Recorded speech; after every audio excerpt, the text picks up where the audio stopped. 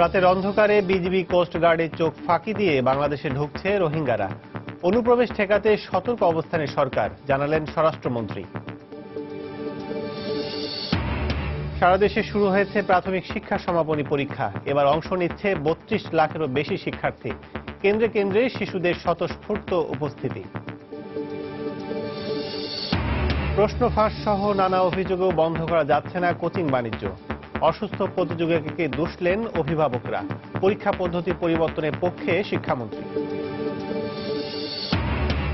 Narayanganj city corporation নির্বাচনে আওয়ামী লীগের প্রার্থী হিসেবে আইভীর মনোনয়নপত্র সংগ্রহ। বিএনপির প্রার্থী ঘোষণা সোমবার। এবং ভারতের উত্তরপ্রদেশে ভয়াবহ ট্রেন দুর্ঘটনায় নিহতের সংখ্যা বেড়ে দাঁড়িয়েছে ১২০ জনে, আহত ১৫০ শতাধিক।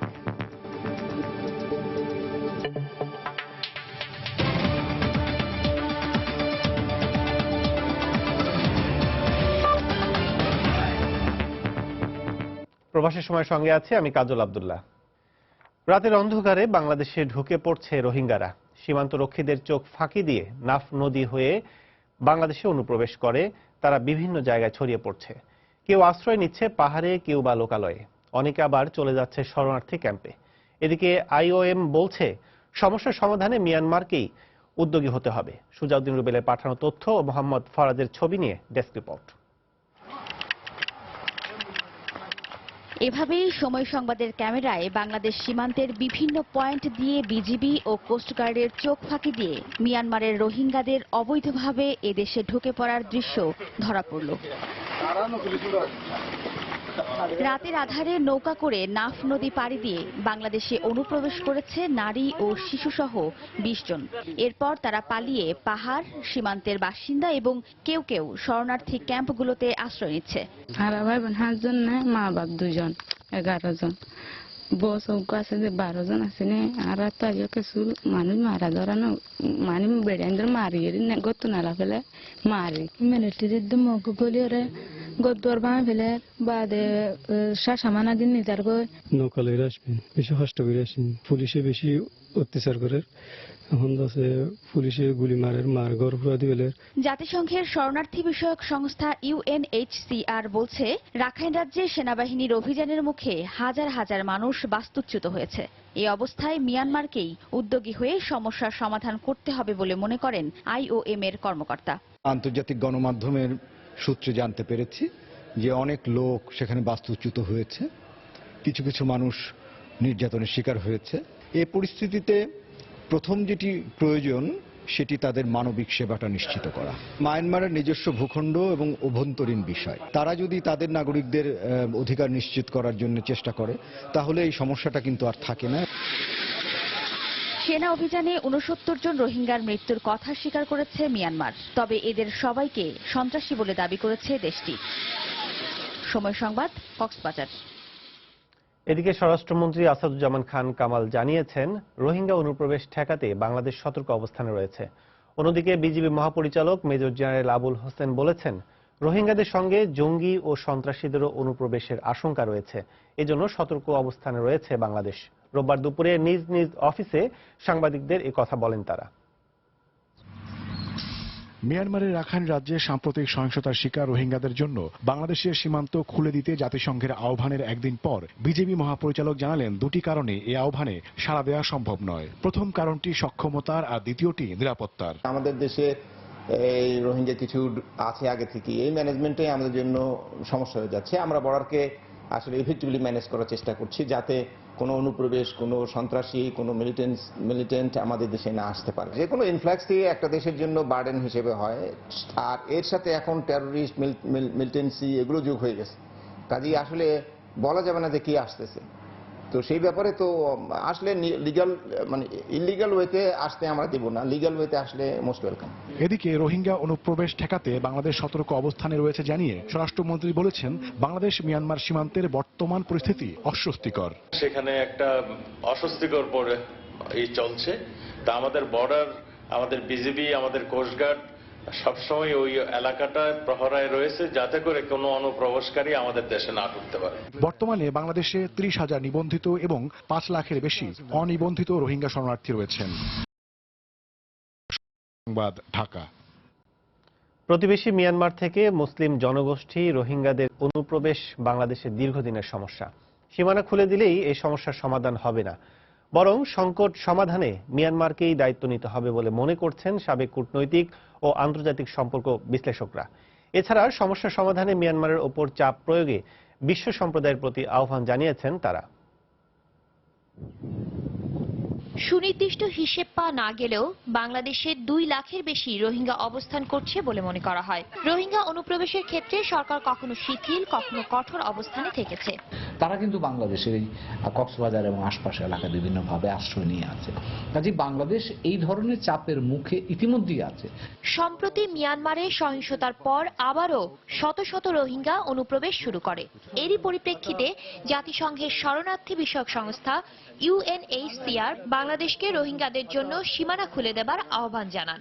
বিশ্লেষকরা জাতিসংঘের এই আহ্বানকে সমস্যার সমাধান হিসেবে মানতে নারাজ। সীমান্ত খুলে দেওয়া বড় কথা নয়, সেখানে যেই কারণে মানুষরা প্রাণ ভয়ে পালিয়ে আসছে সেই জিনিসটাকে অ্যাড্রেস করে সেটার সমাধান করাটাই হচ্ছে আসল বিষয় জাতিসংঘের জন্য। অনুপ্রবেশকারী রোহিঙ্গারা যেন দেশের মধ্যে ছড়িয়ে পড়তে না পারে সেজন্য আইন শৃঙ্খলা রক্ষা বাহিনীর নজরদারি আরো বাড়ানোর আহ্বান জানান তারা। এইভাবে উন্মুক্ত করে দেওয়াটা তো আর খুব সহজ ব্যাপার নয়। বাংলাদেশ একটা অত্যন্ত জনবহুল দেশ, সেখানে হঠাৎ করে বাইরে থেকে অনেক লোক এসে গেলে অবস্থাটা আরো জটিল হয়ে ওঠে। নজরদারিটা বাড়াতে হবে। শুধু এই ইস্যুতে মানবিক দিকের পাশাপাশি মিয়ানমারের সঙ্গে কূটনৈতিক সম্পর্ক বজায় রাখারও পরামর্শ তাদেরকে অহেতুক ভয় পাইয়ে না দিয়ে বা শঙ্কিত না করে, এবং তারাও যাতে আমাদেরকে বারবার শঙ্কিত করে না তোলে সেই চেষ্টাটা বজায় রাখতে হবে। নৈতিকভাবে আমাদের অবস্থানটাকে তুলে ধরা উচিত এবং বাংলাদেশের দিক থেকে এটা প্রতিবাদ করা উচিত। জাতিসংঘ নিজে ওখানে গিয়েই বলবে যে হ্যাঁ, এখানেই মানুষের জন্য নিরাপদ স্থান গড়ে তোলা হোক, এখানেই মানুষকে নিরাপত্তা প্রদান করা হোক। শাতিলা শারমিন, সময় সংবাদ, ঢাকা। প্রবাসী সময় আরো থাকছে। চট্টগ্রাম বিশ্ববিদ্যালয় সংলগ্ন বাসা থেকে ছাত্রলীগের কেন্দ্রীয় সহ সম্পাদক দিয়াজ ইরফান চৌধুরীর মরদেহ উদ্ধার।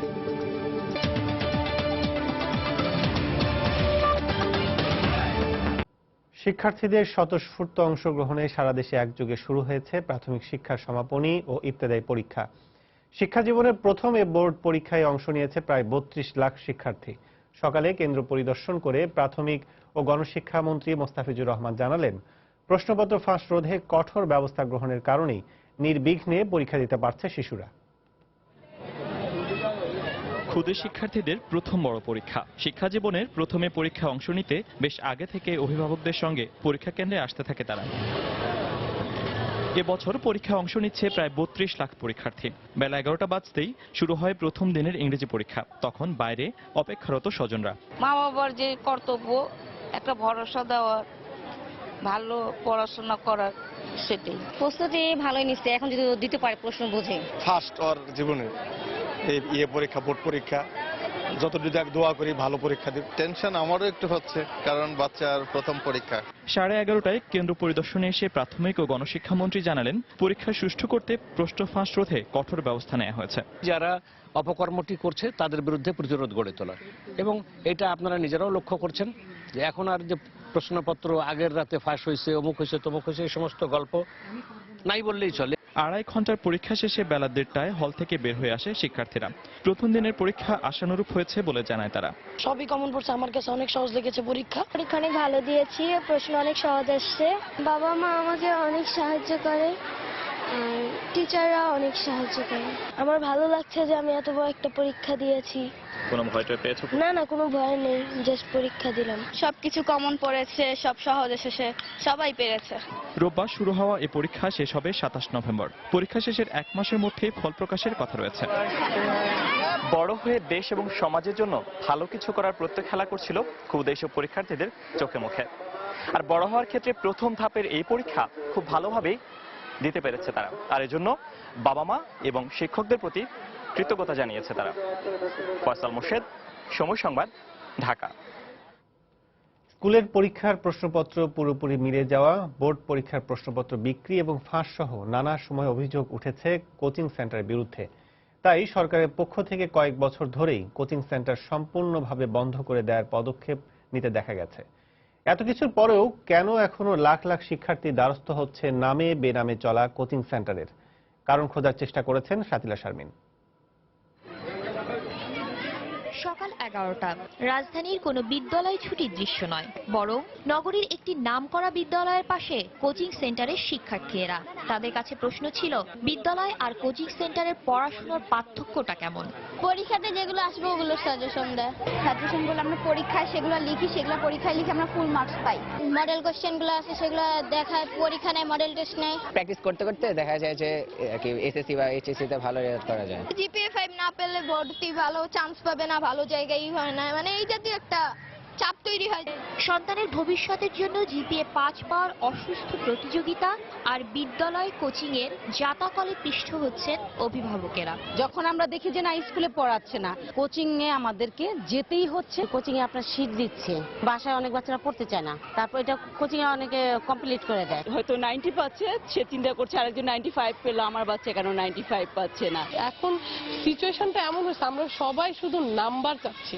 সবার বাচ্চাকেই ফার্স্ট হতে হবে, 98 পেতে হবে, 99, কেউ 70 পাওয়া যাবে না। আমাদের ভিতরে একটা প্রতিযোগিতা এরকম যে অমুকের ছেলে কোচিং এ দিচ্ছে, অমুকের ছেলে কোচিং এ দিচ্ছে, আমি কারো দিচ্ছি না। টিচারদের উপর যে সিলেবাস শেষ করার একটা প্রেসার, টিচাররাও গিয়ে শাসন না করে পারে না। বিদ্যালয়ের শিক্ষকদের আন্তরিকতার সঙ্গে পাঠদান না করাকেই কোচিং চালানোর বৈধতা হিসেবে জাহির করতে চাইছে কোচিং সেন্টারগুলো। স্কুল শিক্ষকরা কিন্তু আসলে কোচিং তেমন করে না, তারা ব্যাচ টোটালি ব্যাচ করে, ব্যাচটাকে এখন কোচিং এর নামে চলতেছে।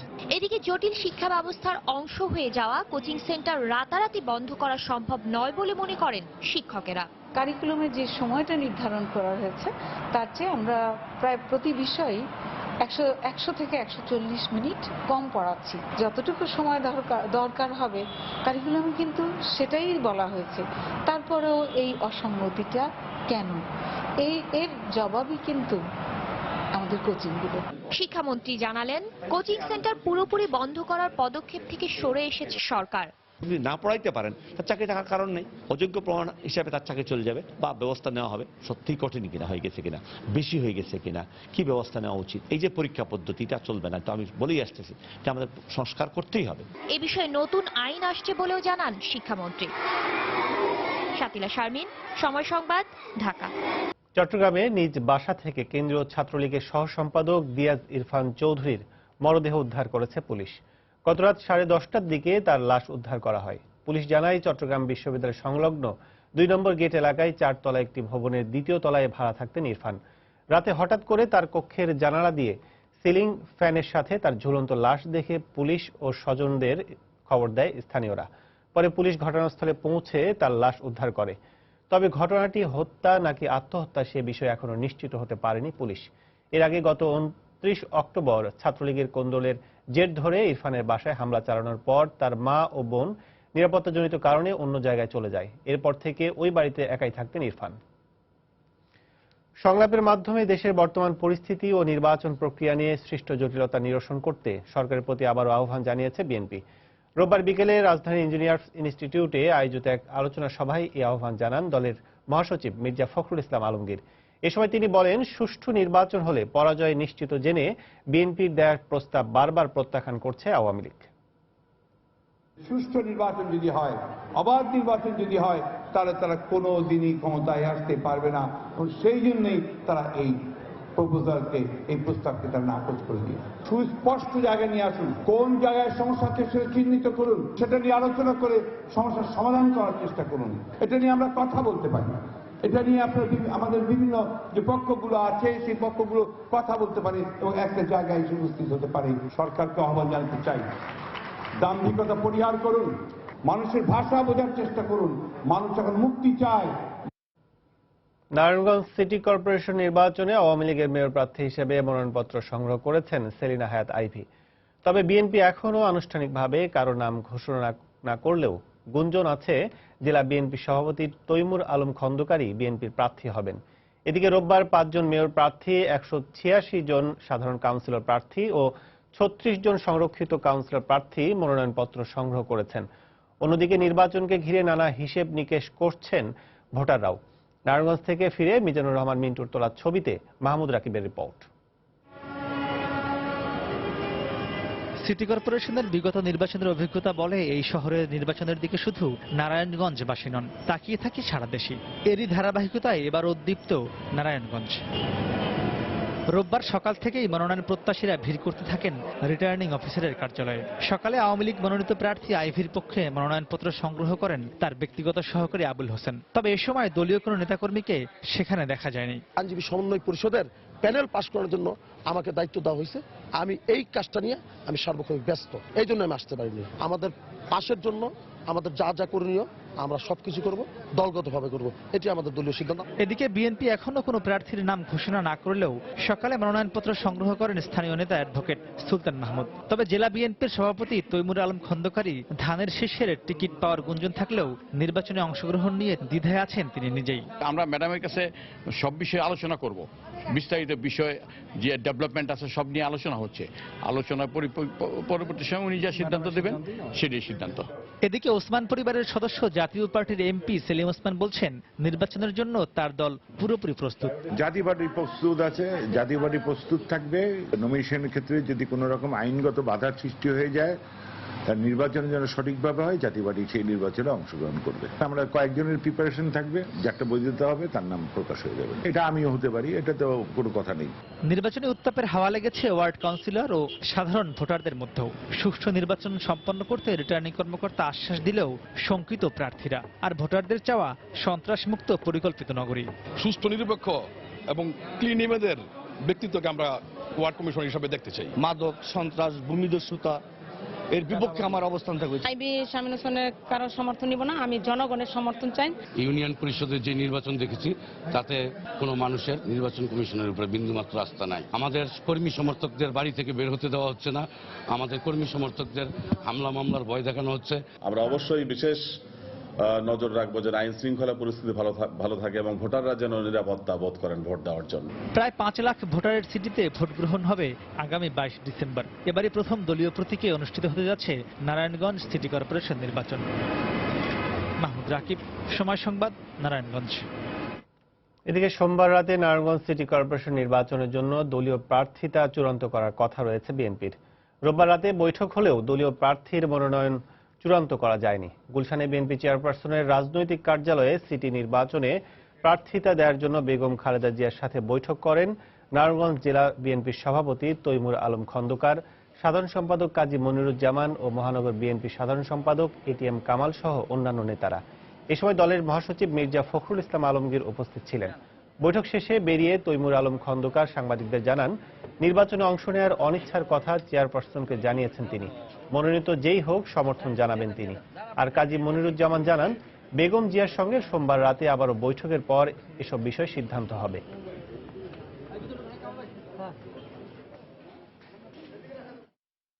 এই নির্বাচন সংক্রান্তই বিভিন্ন ইস্যুতে উনি আলোচনা করেছেন এবং প্রার্থী চূড়ান্তকরণ আজকেও এখনো হয় নাই। আগামীকালকে 9টায় উনি সব নেতৃবৃন্দকে নিয়ে বসবেন, আমরাও থাকবো সেখানে। আগামীকালকে উনি আনুষ্ঠানিকভাবে প্রার্থিতা ঘোষণা করবেন। আমি আজকেও মাননীয় চেয়ারপারসনকে বলছি, আমিও ইন্টারেস্টেড না, চেয়ারপারসন যা সিদ্ধান্ত দিবেন সেটাই আমি মেনে নেব। ম্যাডাম যাকে দেয় তাকে সমর্থন দেব। প্রথমবারের মতো অনুষ্ঠেয় জেলা পরিষদ নির্বাচনের তফসিল ঘোষণা করেছে নির্বাচন কমিশন। রোববার দুপুরে নির্বাচন কমিশনের তফসিল ঘোষণা করেন প্রধান নির্বাচন কমিশনার কাজী রকিব উদ্দিন আহমদ। ঘোষণা অনুযায়ী আগামী 28 ডিসেম্বর সকাল 9টা থেকে দুপুর 2টা পর্যন্ত ভোট গ্রহণ অনুষ্ঠিত হবে। মনোনয়নপত্র দাখিলের শেষ তারিখ 1 ডিসেম্বর 2016 বৃহস্পতিবার। মনোনয়নপত্র বাছাই 3 ও 4 ডিসেম্বর 2016। মনোনয়নপত্র বাছাইয়ের বিরুদ্ধে আপিল দায়ের 5 থেকে 7 ডিসেম্বর।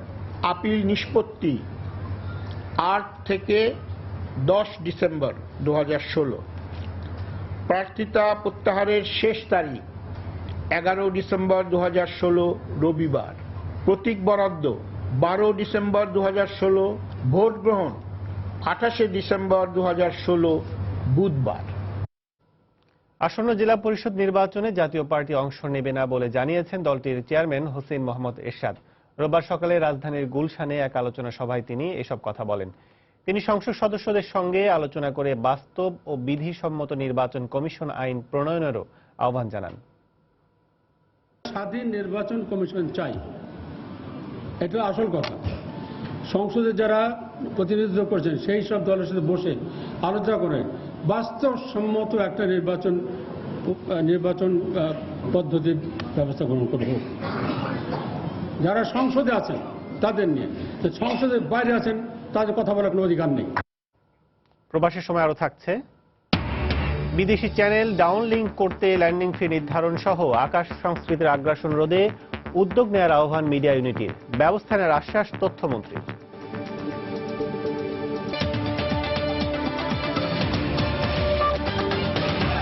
আগামী মাসে জ্বালানি তেলের দাম কমানোর বিষয়ে সিদ্ধান্ত জানানো হবে বলে জানিয়েছেন অর্থমন্ত্রী আবুল মাল আব্দুল মুহিত। রোববার দুপুরে সিলেটে আলিয়া মাদ্রাসা মাঠ পরিদর্শন শেষে সাংবাদিকদের কথা বলেন তিনি। আগামী 23 নভেম্বর এ মাঠে প্রধানমন্ত্রীর জনসভার কর্মসূচি রয়েছে। এই মাসে প্রবাবলি আমরা রিভিউ করব প্রাইম মিনিস্টারের সঙ্গে, কিন্তু এখন তো প্রাইম মিনিস্টারের সঙ্গে আমাদের বসা হয় নাই। রিভিউ হলে সিদ্ধান্ত হইতে হইতে ডিসেম্বরের যাবে, 10 তারিখের পরে এরকমই হবে বোধহয়। এদিকে বিদ্যুৎ ও জ্বালানি প্রতিমন্ত্রী নসরুল হামিদ জানিয়েছেন, জ্বালানি তেলের দাম কমানোর সঙ্গে সঙ্গে গণপরিবহনেরও ভাড়া যাতে কমে সে বিষয়টি লক্ষ্য রেখেই দাম কমানো হবে। রোববার সকালে রাজধানীর একটি হোটেল নবায়নযোগ্য জ্বালানি বিষয়ক সেমিনার শেষে তিনি সাংবাদিকদের সঙ্গে কথা বলেন। এ সময় তিনি আরও জানান, আগামী 3 বছরে দেশের কমপক্ষে 70% এলাকায় সিলিন্ডার গ্যাস পৌঁছানোর পরিকল্পনা রয়েছে সরকারের। তেলের দামটা যদি আমরা অ্যাডজাস্টমেন্ট করি, আমরা যে ডাইরেক্ট বেনিফিটটা চাচ্ছি যে যানবাহনের ভাড়া কমবে, সেটা কিন্তু হচ্ছে না। সো আমরা চাচ্ছি যেভাবেই হোক ওই জায়গাটাও কিন্তু একটা কমফোর্ট থাকা উচিত। তো ওয়ার্ল্ড ব্যাংক কিন্তু আশা করছে যে সামনের বছর তেলের দাম বাড়তে পারে, সেটাও আমাদের নজরে আছে। এরকম কিছু আশা করা যাবে না যেটা কিনা আবার কমানোর পরে আবার বাড়াতে হচ্ছে। আমরা একটা ফর্মুলা তৈরি করছি যেটা অ্যাকচুয়ালি সিলিন্ডার গ্যাসকে রেগুলেট করবে দামের ব্যাপারে। ক্ষুধা ও দারিদ্র্য নির্মূলে বাংলাদেশ উল্লেখযোগ্য অগ্রগতি অর্জন করেছে বলে জানিয়েছেন খাদ্যমন্ত্রী অ্যাডভোকেট কামরুল ইসলাম। শনিবার রাশিয়ার সোচিতে সেকেন্ড ওয়ার্ল্ড গ্রেইন ফোরামে এ কথা জানান তিনি। সব মানুষের জন্য খাদ্য নিরাপত্তা নিশ্চিত করা বর্তমান সরকারের মূল উদ্দেশ্য বলে মন্তব্য করেন খাদ্যমন্ত্রী। তিনি বলেন, গত 3 দশকে বাংলাদেশের খাদ্য উৎপাদন প্রায় 3 গুণ বেড়েছে। খাদ্য স্বয়ংসম্পূর্ণতা অর্জন করে বাংলাদেশ শ্রীলঙ্কায় চাল রপ্তানি করছে এবং বিশ্বের অন্যান্য দেশে চাল রপ্তানি বাজার খুঁজছে। এছাড়া রাশিয়া ফেডারেশনের খাদ্যমন্ত্রীর সঙ্গে আলাদা এক বৈঠকে খাদ্য ও কৃষি সংক্রান্ত বিষয় ছাড়াও দ্বিপাক্ষিক বিভিন্ন বিষয় নিয়ে আলোচনা করেন অ্যাডভোকেট কামরুল ইসলাম।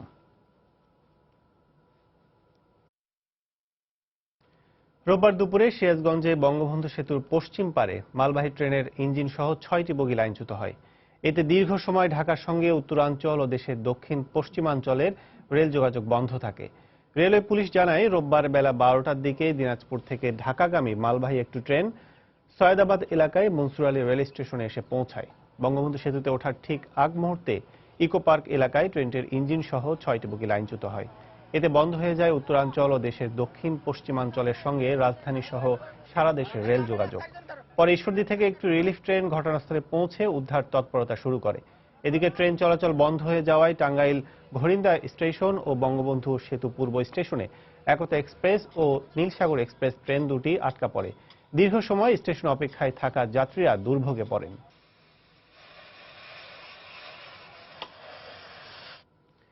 বিদেশি চ্যানেল বাংলাদেশে ডাউনলিংক করার জন্য ল্যান্ডিং ফি নির্ধারণ সহ আকাশ সংস্কৃতির আগ্রাসন রোধে তথ্যমন্ত্রীর হস্তক্ষেপ কামনা করেছেন মিডিয়া ইউনিটির নেতৃবৃন্দ।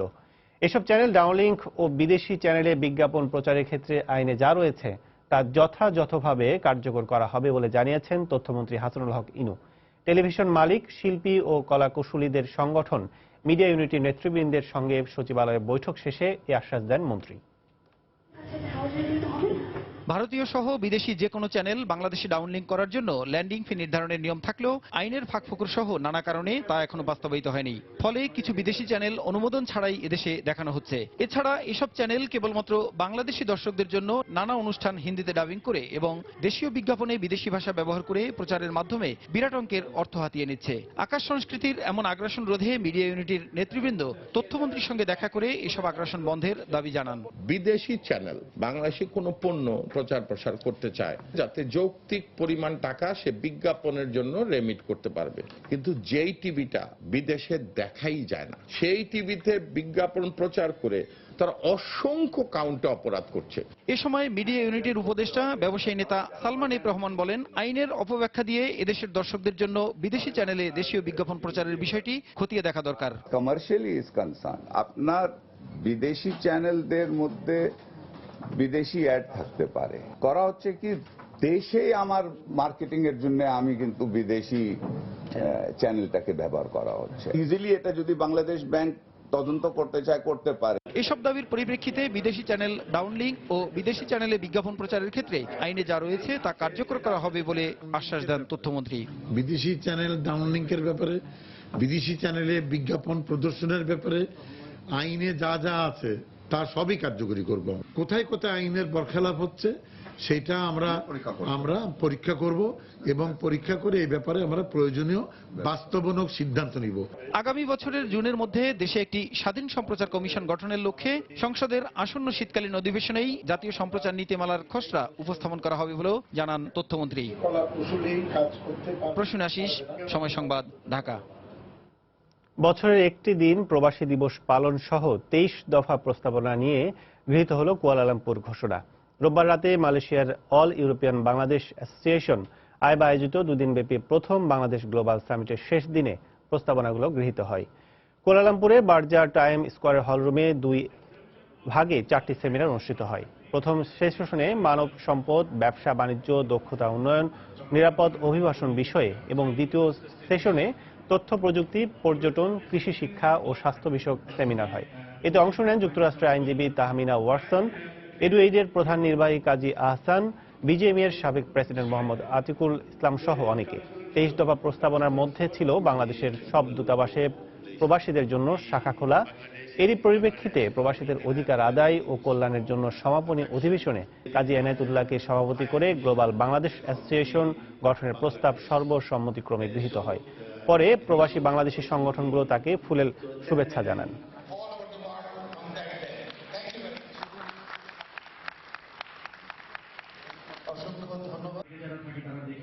দেশের বাইরের খবর। ভারতের উত্তরপ্রদেশে ভয়াবহ ট্রেন দুর্ঘটনায় প্রাণ হারিয়েছেন কমপক্ষে 120 জন, আহত হয়েছেন 1.5 শতাধিক। ভোরে কানপুর থেকে 100 কিলোমিটার দূরে পাখরায়ানের কাছে পাটনা ইন্দোর এক্সপ্রেসের 14টি বগি লাইনচ্যুত হলে হতাহতের এই ঘটনা ঘটে। মৃতের সংখ্যা আরও বাড়তে পারে বলে আশঙ্কা করছে স্থানীয় প্রশাসন। হতাহতের ক্ষতিপূরণ দেওয়ার ঘোষণা দিয়েছেন প্রধানমন্ত্রী নরেন্দ্র মোদী। ভারতের ইন্দোর থেকে পাটনা যাচ্ছিল ট্রেনটি। রোববার ভোর 3টার দিকে মালাসার ও পুখরায়া স্টেশনের মাঝে লাইনচ্যুত হয় ট্রেনটির 14টি বগি। ট্রেনের S2 কামরাটি সবচেয়ে বেশি ক্ষতিগ্রস্ত হয়েছে বলে জানান উত্তর মধ্যাঞ্চল রেলওয়ের মুখপাত্র বিজয় কুমার। শীতাতপ নিয়ন্ত্রিত 4টি বগিও লাইনচ্যুত হয়েছে। হঠাৎ প্রচন্ড একটা ঝাঁকুনি খায় ট্রেন, এতে আমার মাথা ট্রেনের মেঝেতে ধাক্কা লাগে। এখন পর্যন্ত আমার 4 জন সহযাত্রী নিখোঁজ রয়েছে। ভারী যন্ত্রপাতির সাহায্যে উদ্ধার অভিযান অব্যাহত রেখেছে কর্তৃপক্ষ। ঘটনাস্থলে ছুটে গেছেন রেলের উচ্চপদস্থ কর্মকর্তারাও। ভারী সংখ্যা में एम्बुलेंस अभी मौजूद है।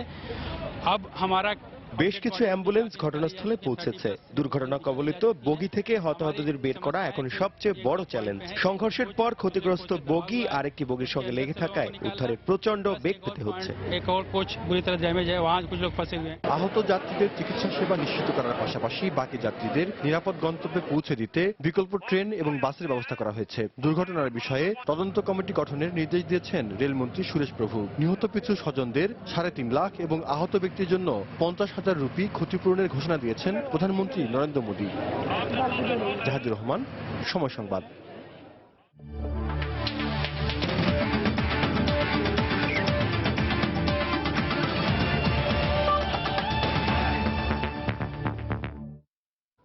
Bangladesh premier league cricket BPL এর খবর।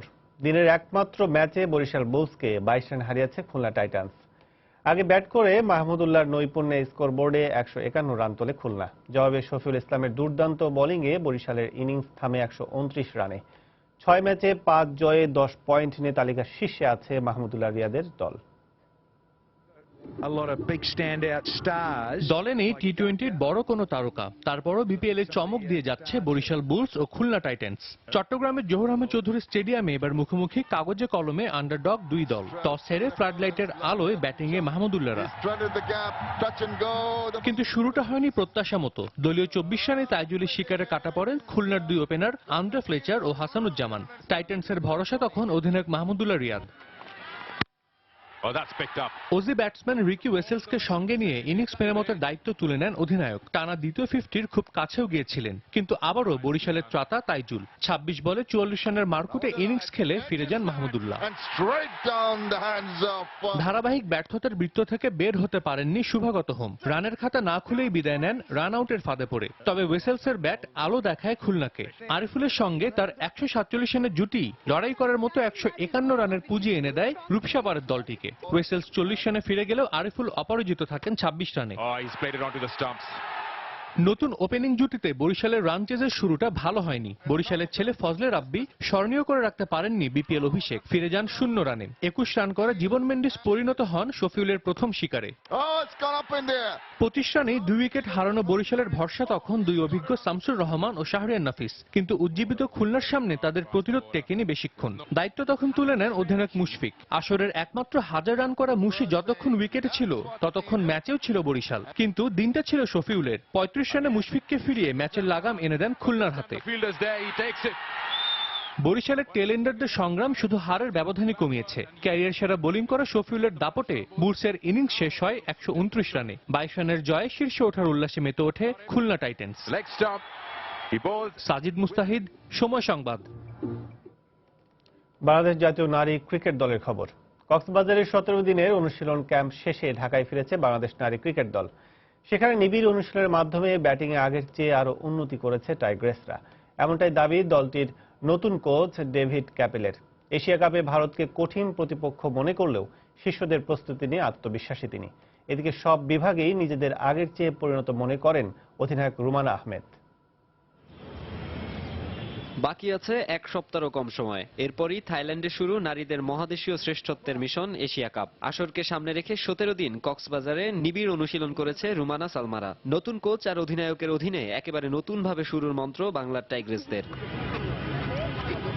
এশিয়া কাপে 2008-এ চতুর্থ আর 2012-তে তৃতীয় হয়েছিল বাংলাদেশ। টাইগ্রেসদের কাঁধে প্রত্যাশার চাপটা এবার আরো বেশি। যদিও ব্যাটিংটা বরাবরের মতোই দুশ্চিন্তার কারণ বাংলাদেশের জন্য, কিন্তু কক্সবাজারে প্রস্তুতি ম্যাচের পারফরম্যান্স থেকে আত্মবিশ্বাস পাচ্ছে গোটা দল। আন্তর্জাতিক টি-20-তে মেয়েদের সর্বোচ্চ দলীয় সংগ্রহ 117 রান। সেটি এবার আরো বাড়বে আশা করি। কক্সবাজারে 3 ম্যাচে দলীয় সংগ্রহ হয়েছে যথাক্রমে 126, 139 ও 146। আসলে আমি চাই ওরা আরো ব্যাটিং এ আত্মবিশ্বাসী হয়ে উঠুক। এই প্রথম আমরা ফিল করতেছি যে আমাদের 3টা ডিপার্টমেন্টে সমান তালে এগোচ্ছে। আমাদের আগে জানতাম যে আমাদের বোলিং সাইডটা বেশি স্ট্রং ছিল, ফিল্ডিং সাইডটা স্ট্রং ছিল, কিন্তু এবার আমি খুবই আশাবাদী আমাদের ব্যাটিং সাইডটা নিয়ে। আমাদের ব্যাটিং সাইডটা বোলিং সাইডের থেকে অনেক ইমপ্রুভ করছে। অনেকটা স্পিন নির্ভর দল বাংলাদেশ। পাশাপাশি এবার পেস বোলিং এও যোগ হয়েছে নতুন সেনানী। পেসার জাহানারা আলম, পান্না ঘোষের সঙ্গী হয়েছেন ছন্দা ঋতুরা। সব মিলিয়ে বেশ প্রত্যয়ী ডেভিড ক্যাপেলের দল। এশিয়া কাপে থাইল্যান্ড, নেপাল, পাকিস্তান, শ্রীলঙ্কার মতো দলগুলোর মুখোমুখি হবে টাইগ্রেসরা। তবে ক্যাপেলের চিন্তা 26 নভেম্বর প্রথম ম্যাচের প্রতিপক্ষ ভারতকে নিয়েই। এ ধরনের টুর্নামেন্টে সব দলই ভালো, তবে ভারতকে সবচেয়ে কঠিন বাধা মনে হচ্ছে আমার। জিততে হলে সব বিভাগেই ভালো করতে হবে, তবে আশা করছি মেয়েরা সেটা করে দেখাবে। 24 নভেম্বর থাইল্যান্ডের উদ্দেশ্যে উড়াল দেবে রুমানারা। তার আগে ছেলেদের অনূর্ধ্ব 16 দলের বিপক্ষে একটি প্রস্তুতি ম্যাচ খেলবে তারা। মাকসুম আলম খান, সময় সংবাদ, ঢাকা। এ পর্যায়ে শীর্ষ সংবাদ জানিয়ে দিচ্ছি আরেকবার। রাতের অন্ধকারে বিজিবি কোস্ট গার্ডের চোখ ফাঁকি দিয়ে বাংলাদেশে ঢুকছে রোহিঙ্গারা। অনুপ্রবেশ ঠেকাতে সতর্ক অবস্থানে সরকার, জানালেন স্বরাষ্ট্রমন্ত্রী। সারা দেশে শুরু হয়েছে প্রাথমিক শিক্ষার সমাপনী পরীক্ষা। এবার অংশ নিচ্ছে 32 লাখেরও বেশি শিক্ষার্থী। কেন্দ্রে কেন্দ্রে শিশুদের স্বতঃস্ফূর্ত উপস্থিতি। প্রশ্ন ফাঁস সহ নানা অভিযোগেও বন্ধ করা যাচ্ছে না কোচিং বাণিজ্য। অসুস্থ প্রতিযোগিতাকে দুষলেন অভিভাবকরা। পরীক্ষা পদ্ধতি পরিবর্তনের পক্ষে শিক্ষামন্ত্রী। নারায়ণগঞ্জ সিটি কর্পোরেশন নির্বাচনে আওয়ামী লীগের প্রার্থী হিসাবে আইভীর মনোনয়নপত্র সংগ্রহ। বিএনপির প্রার্থী ঘোষণাকাল। এবং ভারতের উত্তরপ্রদেশে ভয়াবহ ট্রেন দুর্ঘটনায় নিহতের সংখ্যা বেড়ে দাঁড়িয়েছে 120 জনে। আহত 1.5 শতাধিক। এই ছিল প্রবাসী সময়। যে কোনো খবর পেতে ভিজিট করুন সময়নিউজ.tv। যে কোনো বাংলা লিংক, রবি ও এয়ারটেল নম্বর থেকে সময় সংবাদের খবর ও অনুষ্ঠান সূচি জানতে এবং যে কোনো তথ্য সময় সংবাদকে জানাতে ডায়াল করুন 16242 নম্বরে। এছাড়া এইমাত্র পাওয়া খবর মোবাইলে পেতে SMS করুন *BN লিখে পাঠিয়ে দিন 16242 নম্বরে। সঙ্গে থাকুন সময়ে।